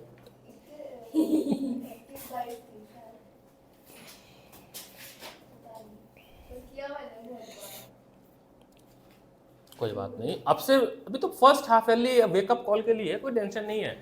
अब गलतियां एक पेज पे लिखो ना अपने, कोई बात नहीं। अब सोचो, तुम सोचना कि अगली बार तुम अब फर्स्ट रैंक लाओगी, अगर क्लास का हाईएस्ट 51 जा रहा है तो तुम्हारा ही हो। अपने एक लिस्ट में अपने लिस्ट बनाओ, उसमें गलतियों का बनाओ कि हमें क्या मिस्टेक्स हो रही है, उसको हमें वो फिगर आउट करना है। भैया हम टेस्ट नहीं देते हैं, हम एमसीक्यू नहीं लगाते हैं, हम नोट्स नहीं पढ़ते हैं, हम अच्छे से ऐसे रीड नहीं करते हैं, हमारी आदत नहीं है रीड करने की क्योंकि टाइम की कमी है हमारे पास।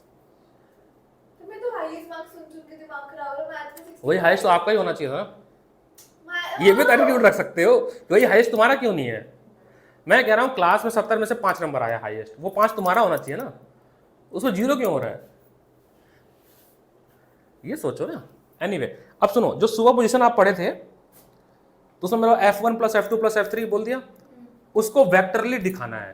तो अब उसमें एक और हेडिंग बनाएंगे इसी के अंदर, vector representation of super position. Vector representation of super position, इसने कुछ भी नहीं लिखा अभी तक।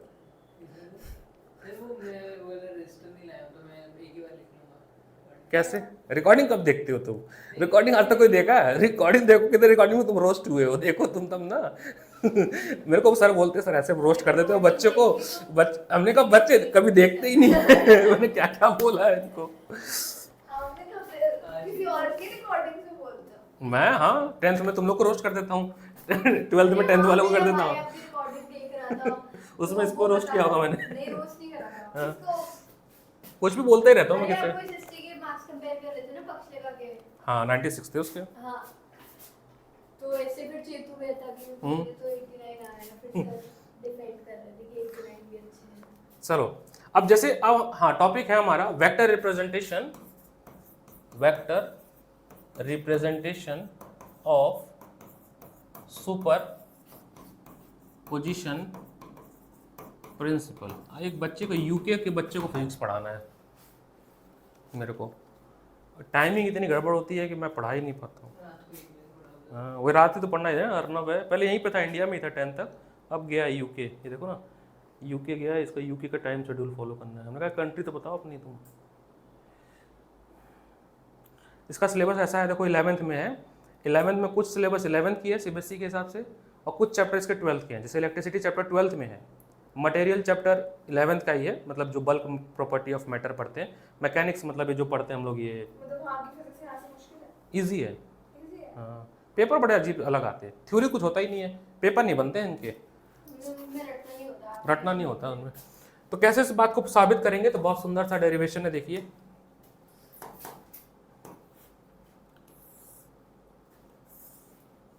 तुम्हारा भाई अभी जिंदगी के मजे काट रहा है, वो अभी सीरियस नहीं है पढ़ाई को लेके। वो अभी नहीं है तो वो कभी नहीं होगा। यहाँ पे मान लीजिए है ऑब्जेक्ट M2, यहाँ पर है ऑब्जेक्ट M1, यहाँ पर है ऑब्जेक्ट M3, और यहाँ पर है ऑब्जेक्ट M4। ऐसे रखे हुए 4 ऑब्जेक्ट। इन 4 में सब में फोर्स लगेगा। M1 M4 में फोर्स लगेगा। मान लो अगर हम इसमें फोर्स बनाएं, तो कलर चेंज करो।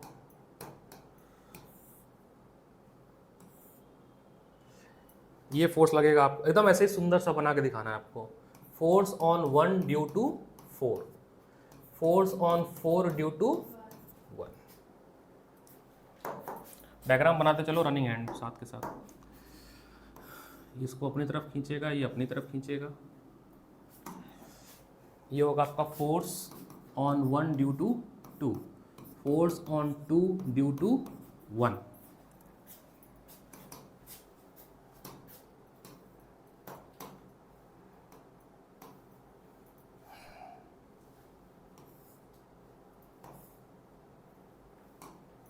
ये है आपका फोर्स ऑन 1 ड्यू टू 3, ये है force on 3 due to 1।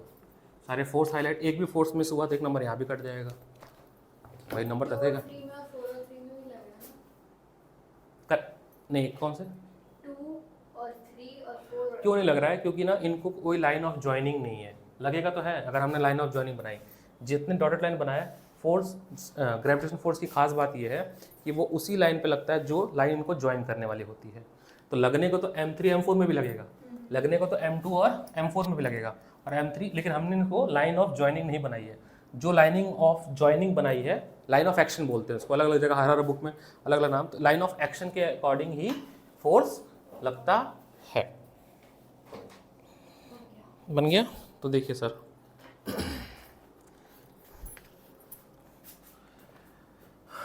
Total जो हमें देखना है वो ये देखना है कि जो टोटल फोर्स लगेगा M1 पे वो कितना लगेगा। तो अगर आपके पास ऐसा लग रहा है तो टॉपिक नंबर 8.7 है, इसको एक बार पढ़ लेते हैं। In figure 8.5 the total gravitational force on point of mass M1, हमें M1 पे चेक करना है। किस पे चेक करना है?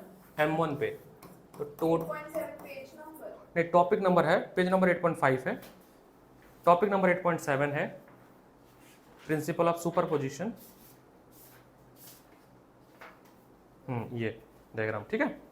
हाँ, तो in figure 8.5 the total gravitational force on point mass M1, हमें M1 पे देखना है। ऐसे हम सब पे देख सकते हैं, बट हम एक पे देख के इस बात को साबित कर दें कि जो M1 पे फोर्स लगेगा वो सबका वेक्टर एडिशन होगा इन सब की वजह से। M1 जो सेंटर पर रखा हुआ है is a vector sum of gravitational force exert by the point mass M2, M3 and M4। तो according to law of gravitation the force M1 exerted by the force on M1 exerted by 2, that is this one, ये बनेगा आपका वैसे जैसे लिखा हमने minus जी M2 M1 upon R21, ये है आपका पोजीशन वेक्टर, है ना। R21 क्या है? R2 भी बता देता हूँ कहाँ पे है। 1 2 कहाँ है? 1 1 ये रहा, हाँ ये है ना 1 2। देखो इनके बीच में जो डिस्टेंस है ये पोजीशन वेक्टर। पोजीशन वेक्टर क्या होता है आपका? R21, 2 से लेके 1 तक, ये है पोजीशन वेक्टर फ्रॉम 2 to 1। शायद ऐसा होता है, नहीं एक्चुअली क्या होता है, नहीं वो सब ठीक है। ये जो मैं लिख रहा हूँ वहाँ पे R लिख रहे थे ना। अब हम पोजीशन वेक्टर कैसे लिखते हैं?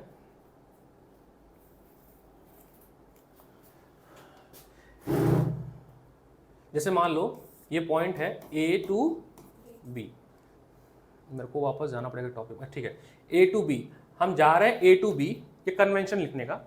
बट जब हम पोजीशन वेक्टर लिखते हैं वो लिखते हैं B to A, ये लिखने का तरीका है। इसका मतलब ये है A से जा रहे हैं B पर, ये पैटर्न है लिखने का। अच्छा कहाँ से है ये आया, कहाँ से है ये लिखने का तरीका? एक हमने ना जब वेक्टर स्टार्ट किया था उसमें पोजीशन वेक्टर के बारे में पढ़ा था।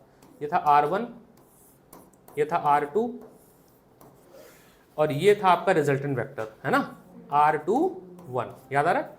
अब इसमें देखो ये क्लॉकवाइज जा रहा है, यानी R2 plus R21 is equal to R1, ऐसा था, याद आ रहा है। देखो ऐसे जा रहा है ना, यही था ना।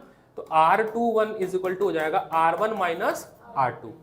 तो लिखते ऐसे हैं 2 1, और जब हम डिफरेंस देखते हैं तो कहाँ से देख रहे हैं? 1 से 2 का डिफरेंस देख रहे हैं ना। ये लॉजिक लगा कर हमने वहां पर लिखा। जा रहे हैं 1 से 2 पे, लिखते हैं 21, पढ़ते हैं 1 2। ये बड़ा कंफ्यूजन है। अगर तुम कभी स्टैंडर्ड बुक पढ़ोगे फॉरेन राइटर की तो वहां पे कुछ और कन्वेंशन है, ये इंडियन कन्वेंशन है। तो हम इंडिया के हिसाब से पढ़ रहे हैं ना, जो एसएलआरएम लिखा हुआ है, हमें तो यहाँ से यहाँ पे नंबर पाना है, ठीक है। ऐसे ही आप जिसका भी लिखना चाहोगे सिमिल, अभी पढ़ लेगा वो इंडियन कल्चर, ठीक है। ऐसे ही हम सबका लिख सकते हैं, जितने भी फोर्स लग रहे हैं M1 पे। जैसे अब लिख सकते हैं M1 पे और कौन सा लग रहा है? M1 पे देखना, M1 पे 3 लग रहे हैं, बहुत ध्यान से देखना। ये वाले भाई साहब, ये वाले भाई साहब, ये वाले भाई साहब और ये वाले भाई साहब, ये 3 लोग खींच रहे हैं M1 को। इन्हीं का टोटल वेक्टर सम होगा M1 का, है ना। तो अगला है आपका M14। M14 कैसे लिखूंगा मैं? G M1 M4 अपॉन, याद रखना हमने देखो यहां 12 लिखा था, यहां पे 21 लिखा है। क्या लिखा है? तो यहां पर 41 होगा, 41 माइनस। तरीका ऐसे याद रख लो।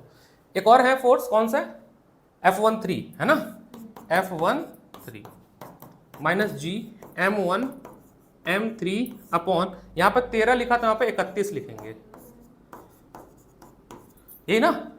अब जो टोटल फोर्स होगा वो इसका क्या होगा? वेक्टर सम होगा, क्या वेक्टर एडिशन होगा। तो टोटल फोर्स लगेगा M1 पे, तो total force on M1, total force on mass M1 is F12 plus F13 plus F14। अभी देखना बहुत अच्छे क्वेश्चन हैं इस पे। जब सारी वैल्यू पुट करेंगे तो ये आएगा -g कॉमन ले लेंगे, ब्रैकेट में M2 M1। ये थोड़ी सी सिंसियरिटी क्लास में आपको डेरिवेशन फाइनल तक याद रखता है। और जहाँ उबासी लिए, नींद आई, आलस हुआ, तो फिर कितना भी पेपर टाइम में 18 घंटा भी पढ़ा लूँ, पेपर में याद क्यों देविक नहीं आता है। वहाँ लगता है पढ़ा पढ़ा सा तो है, लेकिन कुछ भी सही नहीं होता है। ये डेरिवेशन एग्जैक्ट याद करना, ऐसे ही लिखो, लिखा करो क्लास में। कॉपी नहीं लाए तो क्या हुआ यार, कॉपी लिखो, घर पे जाकर फिर फेयर कर लेना। हम लोग तो इतनी मेहनत करते थे, रफ करते थे फिर फेयर करते थे। अब तो वो ज़माना ख़त्म हो गया। हम लोग रफ में लिखते थे, ठीक है, तो मेहनत तो कर सकते हैं ना उस लेवल का। मेहनत तो हम पहले रफ में लिखते थे, काली वाली कॉपी आती थी सस्ती वाली पे, घर पे जाके सफ़ेद वाली कॉपी पे लिखते थे। तो कहते पागल है 2-2 बार लिख रहा है। मैं कहा क्या राइटिंग नहीं सही है, लिखना ही पड़ेगा 2-2 बार, क्योंकि भैया अब काली वाली कॉपी खो जाएगी और सफ़ेद वाली कॉपी को रखना है पेपर तक। तो नोट्स बनाना अपने आप में कला है। तभी ये गैजेट्स नहीं होते थे हमारे पास, कॉपियाँ होती थी, पेन होते थे। गैजेट देखो कितना लाया हूँ मैं, 1 दिखा दूँ सबको, 2 3। देखो बच्चों बहुत अमीर हूँ मैं। अलग अलग किताब तीनों में रखा है मैंने। अरे वो स्वैप करने में ना, स्वैप करने में दिक्कत होती है, और बुक अलग अलग मेमोरी फुल होती है, तो मैंने ना, अरे मैं अभी तीनों खोला था ना। नहीं, जैसे मैंने ना बुक खोला, इसमें DC पांडे खोल दिया, इसमें BM शर्मा खोल दिया, इसमें एक और बुक।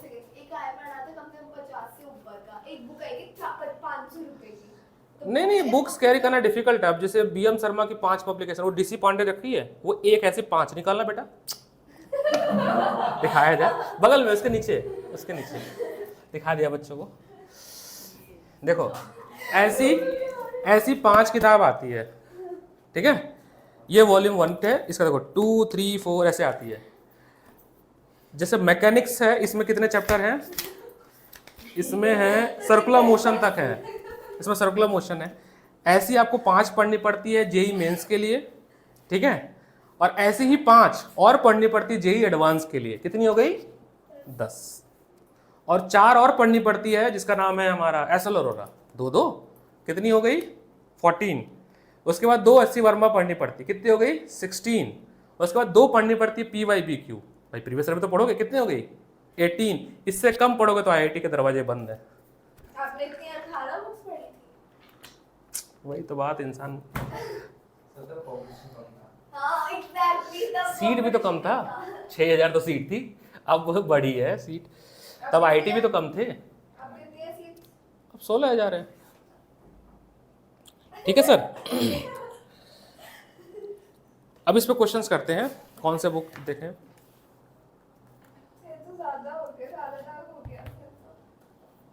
अरे ये मेरा टैब नहीं, वाइफ का टैब है, तो मेरे पास पड़ा हुआ है। क्वेश्चन करते हैं अब। हो गया, लिख लिया भैया।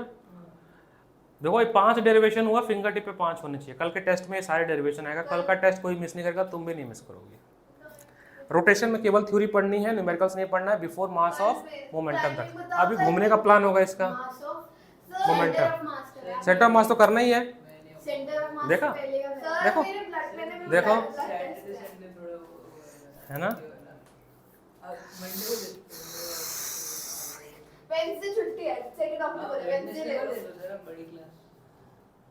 मैं कैसे ले लूँ, मेरी तो वेडनेसडे MWF कहीं और क्लास होती है। 3 बजे की बात होती होगी। मेरा कोई शेड्यूल थोड़ी ना जिंदगी है ना, मैं घर पे तो वेला बैठा हूँ।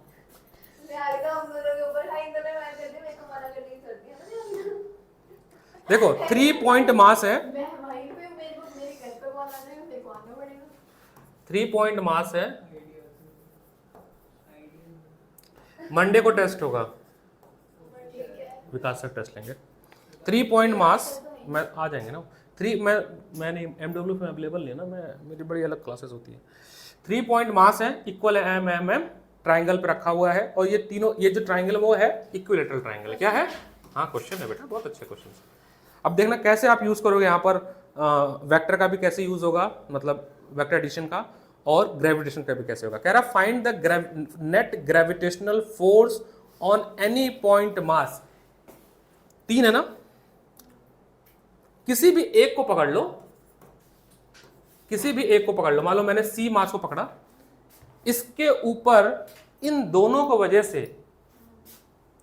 बात समझना, इस मास पे इन दोनों की वजह से नेट फोर्स कितना लगेगा इसके ऊपर, करो।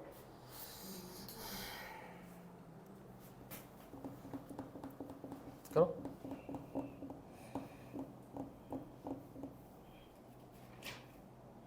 वो बी है ना सर, ये नीचे वाला। हाँ, एक इसको बी कर लो, ए बी सी।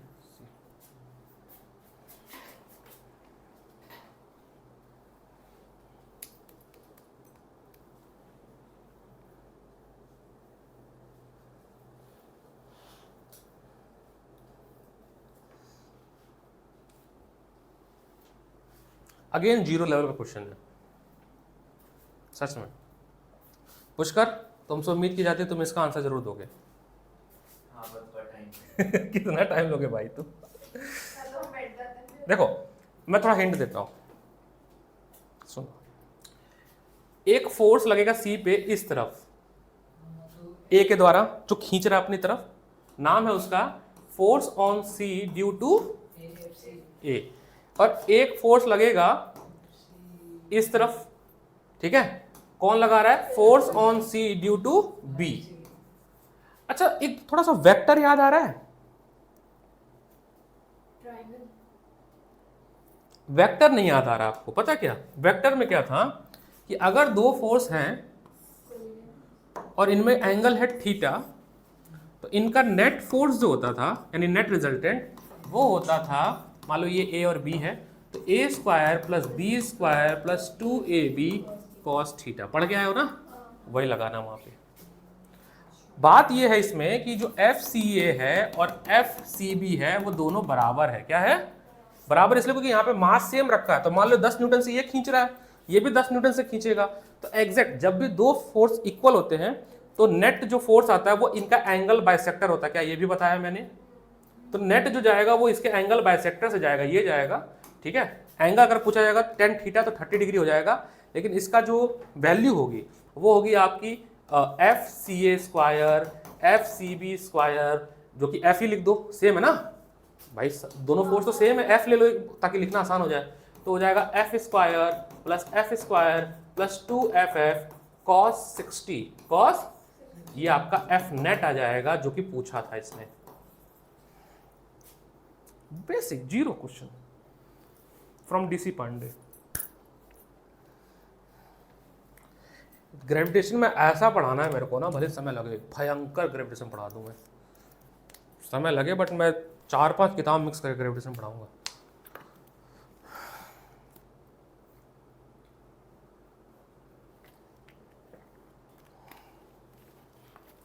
तो पता नहीं चला, यहाँ पे सुपर पोजिशन भी हो गया और यहाँ पर फोर्स ऑन सी इस vector addition of F C A plus F C. भाई ये दोनों वेक्टर एडिशन हो रहे हैं, वेक्टर एडिशन होगा तो वेक्टर का नियम लगेगा ना। तो वेक्टर का नियम क्या है? यही तो है, A square plus B square plus 2ab cos theta. हो गया।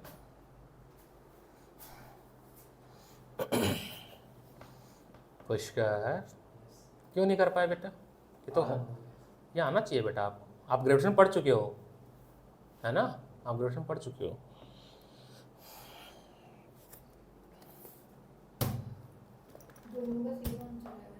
दोनों फोर्स सेम है, एफ एफ, तो ये हो जाएगा 2f स्क्वायर, ये भी 2f स्क्वायर, तो 4f स्क्वायर और cos 60।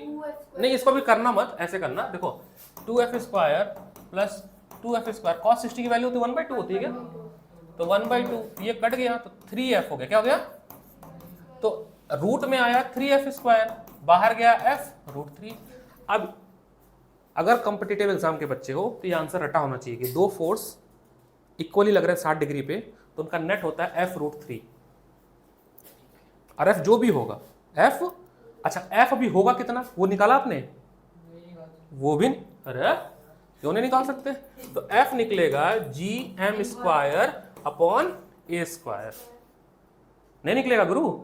जी और ग्रेविटेशनल कांस्टेंट लगाना पड़ेगा ना।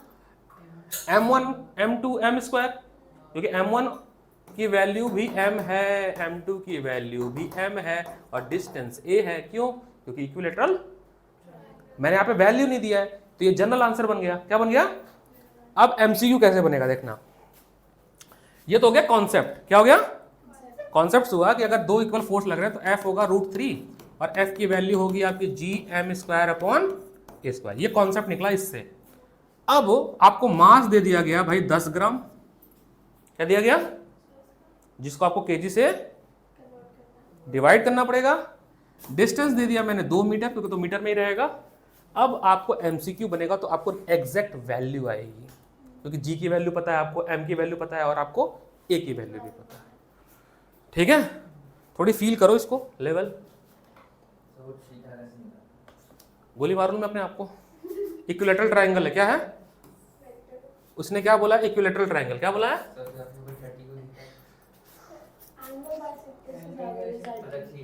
एक वेक्टर चैप्टर मैंने पढ़ाया था एकदम स्टार्टिंग में। नहीं, फिर से सुन लो। अगर दो वेक्टर हैं, जैसे ये एक वेक्टर है और ये एक वेक्टर है, दोनों इक्वल है। क्या है? ये भी A है और ये भी A है, उनके बीच में कोई अगर एंगल है तो जो रिजल्टेंट वेक्टर जाएगा वो एंगल बाइसेक्टर से जाएगा। ठीक है, आप tan थीटा से भी निकाल सकते हो, तो वो वही आएगा, हाफ आएगा। एक क्वेश्चन और दिया जाए, लेवल अपलिफ्ट करते।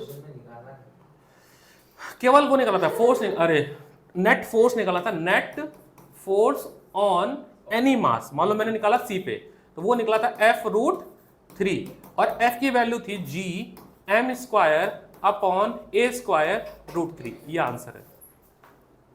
और ये हब पे आएगा, चाहे किसी मास पे आ जाओ, A पे भी यही आएगा, B पे। अगर आप चाहते हो क्रिएटिविटी करना नहीं तो चाहते थे, नहीं निकाला था। आप इस मास को पकड़ लो, हाँ आप B को पकड़ लो तो भी यही आएगा, आप A पे पकड़ लो तो भी यही आएगा। क्यों? क्योंकि मास में कोई डिफरेंस, अगर इसी क्वेश्चन को मास में डिफरेंस कर देते तो फॉर्मूला फिर अलग बनता फिर। ठीक है, अगर मैं यहाँ पर M1 रख देता, यहाँ पे M2 रख देता और यहाँ पे M3, इसका मतलब आपके फॉर्मूले में M1 M2 आना शुरू हो जाएगा फिर।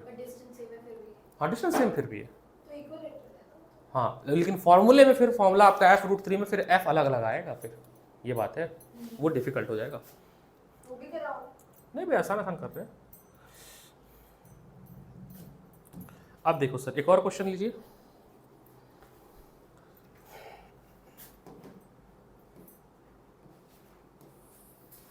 जितनी किताबों का नाम ले रहा हूँ, बहुत अच्छी किताबें हैं और जो भी कॉम्पिटिटिव तैयारी करता उनको ये किताबें लगानी चाहिए। A, B, C, वो मॉड्यूल से बाहर नहीं निकल पाता है। मैंने अव्या को बोला, हमने कहा भाई अब तो खत्म होने वाला है 12th, 4 ही महीना है 12th में। हमने BM शर्मा लगाया, तुमने DC पांडे, चलो ये छोड़ो, सबसे बेसिक बुनियाद SC वर्मा लगाया। क्या सर मॉड्यूल से बाहर ही नहीं निकल पा रहे हैं। हमने कहा फिर कैसे होगा बताओ, ये तो बहुत ही चिंताजनक बात है ना। तो यही सब के साथ है, सब लोग के साथ। ऐसा तो है नहीं कि किसी को 48 आवर्स मिला होगा जिसका सिलेक्शन, अब जैसे मेरे ब्रदर इन लॉ का सिलेक्शन हुआ है। 1248 रैंक है इसकी जनरल कैटेगरी। ठीक है, सुन लो 1248 rank pre precise general category, IIT Kanpur electrical branch. ठीक है, बोर्ड में 98% है उसके percentage in board, along with this rank. कितना होगा? 99.99 परसेंटाइल बनेगा अगर ये रैंक में कन्वर्ट करोगे तो। उसका अगर तुम रिजल्ट देखना चाहते हो मेंस का, तो FITG के वेबसाइट पे जाओगे तो मेंस का मिल जाएगा। एडवांस का नहीं पड़ा है, क्योंकि एडवांस का नहीं डालते हैं वो लोग। सोचो कैसे मैनेज किया। 48 आवर तो नहीं था ना उसके पास। वो है ब्रदर इन लॉ है। जो भी है यार। और ठीक है, ब्रदर इन लॉ है इस बार। क्या है वो, कैसे मैनेज किया है? ऐसे ही हुआ ना, वो भी लखनऊ में रहा, कैसा भी नहीं कोटा गया या कहीं पढ़ने गया, पढ़ा लखनऊ से ही है। और पूरे FITG में 5000 बच्चे थे उसके सेंटर पे, सेलेक्ट 2 ही हुए। 5000 में से 2 दो ही हुए, एक वो हुआ, एक दोस्त और हुआ इसका कोई। 4 पार्टिकल्स हैं, तो बताओ फिर कैसे उम्मीदें रखी हो? मेहनत करो, आखिर में वो 2 हुए ना, उन 2 में तुम नहीं आ सकते हो। ऐसा तो फिर कोई तैयारी नहीं करे फिर दुनिया में। 4 पार्टिकल्स हैं जिनका मास m है, यहां पर भी रखा गया m मास का, यहां पर भी रखा गया m मास का, सबके हाँ मास सेम है। आसान को देखो, जहां मास चेंज हुआ क्वेश्चन का लेवल डिफिकल्ट हो जाएगा। सेम मास रखा गया, 4 वर्टिसेस ऑफ स्क्वायर का जिसका साइड है a। कोई एक पकड़ लो जिसको पसंद हो तुम्हें, इन चारों में से उस पर नेट फोर्स निकालो। मैं दे दूं क्या? Calculate the net force on D. Calculate the net force on D. ये मैं चेक करूंगा तुम्हारी कॉपी। तुम पता गिव अप एटीट्यूड बहुत रखी हो, पता नहीं क्यों। तो मैं मान दे के तुम लड़ो, भले गिर जाओ, कोई दिक्कत नहीं है, बट इंसान लड़े तो कम से कम। देविक देखो मन में लड़ लेता है कोशिश तो करता है देविक। यार ये फोर्स लेबल करने में दिमाग खराब हो अब मैं समझना, मैं हेल्प करता हूँ थोड़ा सा। पुष्कर जी प्लीज समझिए। हाँ तुझे पढ़ लिया ना सर? देखो डी पे, सुनो, एक फोर्स लगेगा डी पे जो कि खींचेगा कौन? कौन अपनी तरफ खींच रहा होगा भाई? सी, क्योंकि अट्रैक्टिव नेचर होता है ना। अभी नाम लिख दूंगा मैं यहाँ पे, ठीक है। एक खींच रहा होगा ए अपनी तरफ, एक वो भी तो खींच रहा है अपनी तरफ। तो जो टोटल फोर्स लग रहा है, सर ध्यान से देना, force on D due to C, force on D due to B, force on D due to A. क्या ये सब अलग अलग होंगे, इक्वल होंगे?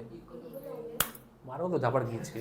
ये डिस्टेंस सेम है, ये थोड़ी डायगोनल सेम है, ये दोनों सेम होंगे।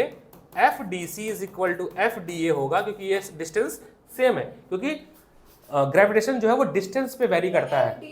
डायगोनल सेम नहीं है, डायगोनल निकलेगा पाइथागोरस से। किससे निकलेगा? इनवर्सली करता है ना। देखो सुन एक सेकेंड, थोड़ा ध्यान से, मैं एफ डी सी जब लिखूंगा, क्या लिखूंगा मैं? जी एम एम और इनके बीच का डिस्टेंस ए का स्क्वायर। जब मैं एफ डी ए लिखूंगा, बहुत ध्यान समझना, एफ डी ए लिखूंगा G M M A square.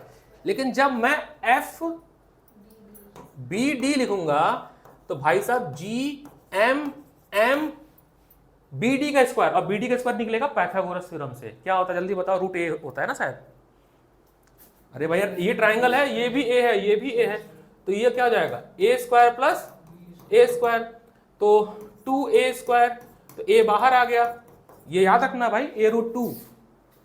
जब राइट एंगल ट्राइंगल होते हैं इक्वल, तो रूट a रूट, तो ये बेटा यहाँ पे ध्यान से देखो हो जाएगा रूट 2a का हाँ? FDB, ये दोनों मैं FDB की बात कर रहा हूँ। FDB db इक्वल नहीं है बेटा, ये इक्वल नहीं है, ये दोनों आपस में इक्वल है। जो बॉक्स बना रहा हूं ना मैं, ये फोर्स इक्वल है क्योंकि इनका मास भी सेम है और डिस्टेंस भी।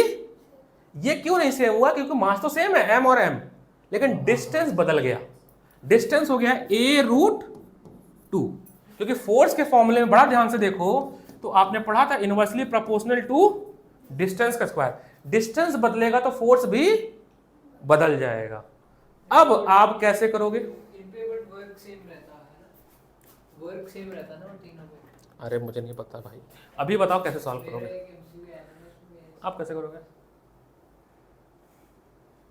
पहले तो दोनों को निकाल लेते हैं। सोचो ना, इट्स थिंक अबाउट ना, हम बताने को तो बता देंगे, सोचो कैसे सॉल्व करेंगे। नेट फोर्स, अच्छा नेट फोर्स डी पे कितना होगा देखना, एफ नेट फोर्स डी पे होगा आपका, ये जो भी नाम लिखा मैंने, F D C plus F D B plus F B D, vectorly addition. Vectorly addition कैसे करोगे बताओ?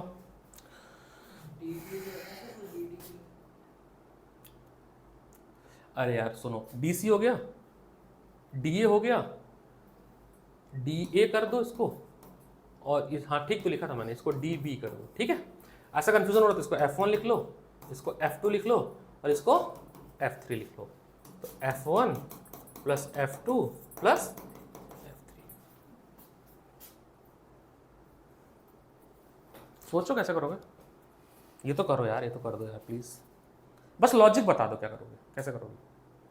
अगर मेरे को कहीं से इन दोनों वेक्टर का, निहारिका, इन दोनों वेक्टर का रिजल्टेंट मिल जाए, तो बेसिकली और जब दो वेक्टर दो डायरेक्शन में सेम में जाते हैं तो ऐड हो जाते हैं। तो मान लो F1 और F2 F3 का एक रिजल्टेंट आ गया F13, क्या आ गया F13, और इस तरफ एक और वेक्टर जा रहा है F3, ये तो जुड़ जाएंगे सिंपली, आ गया नेट फोर्स आ गया। पहले हमें पकड़ना पड़ेगा F1 और F3, a square plus B square plus 2ab cos theta, यहाँ पे cos 90 है, तो ये एक F आ गया। और एक और पहले से था ना, जब दो वेक्टर एक ही डायरेक्शन में होते हैं तो वेक्टर का एक नेचर होता है, आपस में जुड़ जाते हैं, वो 2 + 2 4 हो जाते हैं, 2 + 3 5 हो जाते हैं। करो भाई, थीटा 90 लेंगे गुरु, थीटा 90 लेंगे।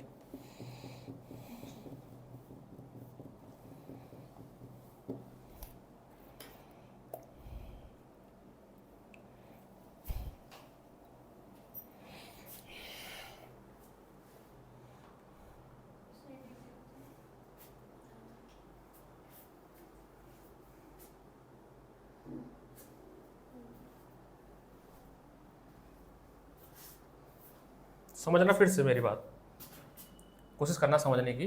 इसको पकड़ा हमने, इसका एक रिजल्टेंट इस पे गिराया, इसको पकड़ा, इन दोनों का मिला के रिजल्टेंट मैंने इस पे गिराया, ठीक है। ये, अरे रुक जा भाई,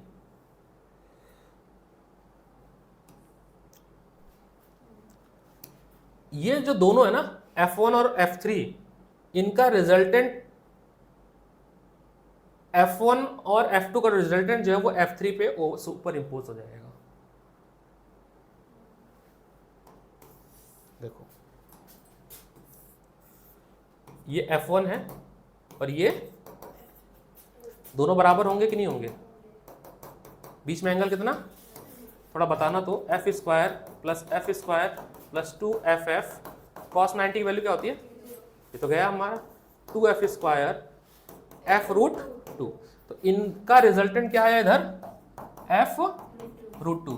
और क्या एक और भाई साहब थे इधर F3, उससे ऐड करना है ना जी। हाँ वो तो बाद में वैल्यू करते हैं। एक इधर था ना F3 भैया, तो नेट जो होगा ना सर F नेट, वो होगा F√2 प्लस F3। अब F3 कैसे आएगा? अभी हमारे लिए सारा F3 ये रहा, देखो देखो ये है F3, ये है F3। तो F3 की वैल्यू है gm² a√2 का होल स्क्वायर, और F1 और F2 और F पता क्या है? gm² upon a²। क्या ये यहां ले रख नहीं सकते हो? वो तो गया आंसर। कैसा लगा? अच्छे क्वेश्चन नहीं कराया मैंने, हाँ? फर्क अच्छे एकदम। ये सारे क्वेश्चन घर पे जाके फिर करना, ये क्वेश्चन घर पे जाके फिर करना। अभी मैंने कहीं पे भी वैल्यू नहीं दी है मास की, कहीं पे भी डिस्टेंस नहीं दिया है। ये घर पे जाके प्रैक्टिस करना और अपने पास से मास देना, 2 ग्राम 3 ग्राम 4 ग्राम 5 ग्राम 1 kilo 2 kilo 3 kilo 4 kilo distance देना, 1 मीटर 2 मीटर 3 मीटर, और फिर वैल्यू निकालना। देखना कितना बढ़िया लगेगा। इसमें 2 कॉन्सेप्ट हैं, एक है वेक्टर, दूसरा सुपरपोजिशन प्रिंसिपल, और तीसरा यूनिवर्सल लॉ ऑफ ग्रेविटेशन। ठीक है। एनसीईआरटी, अरे एस.एल. अरोरा को आपको रीड करना है पेंसिल लेके पूरा, जहां तक पढ़ाया है मैंने, तब आपको और समझ आएगा जो बातें बोला, क्योंकि मैं लिखवा कुछ भी नहीं रहा हूँ। ठीक है, मैं इसका नोट्स बना के दे दूंगा, अभी टाइम नहीं मिल रहा है, बट नोट्स मिल जाएगा, इसका हैंड रिटन नोट्स दूंगा मैं, तो लिखवाने पे फोकस नहीं कर रहा हूँ मैं। ठीक है, इस चैप्टर को हम लोग लिखेंगे कम, प्रैक्टिस ज़्यादा करेंगे, क्योंकि सेंटर ऑफ मास और ग्रेविटेशन ये दोनों न्यूमेरिकल बेस्ड चैप्टर है।